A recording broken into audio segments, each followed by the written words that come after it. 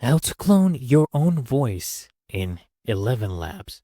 So when you're in the home page, what you're going to do is just come here and click on voices. And then you want to go ahead and click on this option right here that says add a new voice.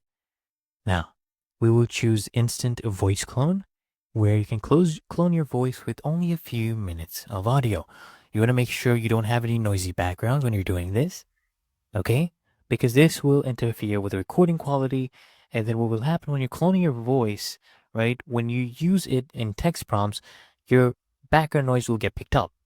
You want to make sure you have a decent microphone quality, and you want to use consistent equipment. So if you're inputting multiple clips right here, then make sure you have the same equipment so that your voice sounds the same.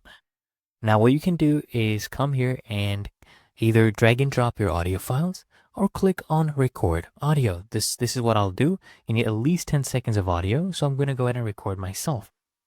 So let's go ahead and do this. All right, so now come and click on start, choose your microphone, and then 3, 2, 1, okay. Hello there, my name is Legend, and this is a sample of my voice. I'm speaking naturally, clearly, and at a steady pace. The quick brown fox jumps over the lazy dog. This classic sentence contains every letter in the English alphabet, making it a great way to test pronunciation. Now, let's try some variation in tone and emotion. So we'll do excitement first. Wow, this is amazing. So there we go. We have about 30 seconds of footage. If you want, you can add more. But what I'll go ahead and do is make sure this is toggled on, remove background noise, and then click on next. Now you can go ahead and also add some voice information, but it's not really that necessary. You just come here to choose English, right? And then you can add a name for yourself. I'll name this one Legend. Description. This is a tutorial voice, right?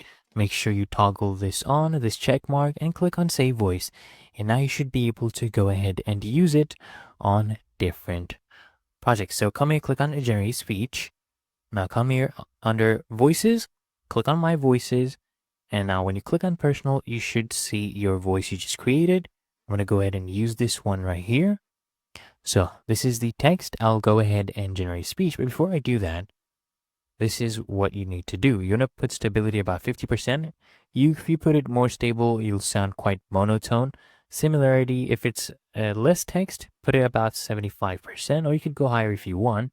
But if it's a lot of text, about almost 5,000 characters, you're going to put it about 50%. Okay? Go ahead and do that. And then style exaggeration, keep it at none. Speaker boost, you can turn this on. It's okay. Now go ahead and generate the speech. Let's see if it sounds like me. A cold wind howled through the abandoned subway station as James stepped cautiously onto the cracked tiles, his flashlight flickering. That's crazy, isn't it? And it's really that easy and simple.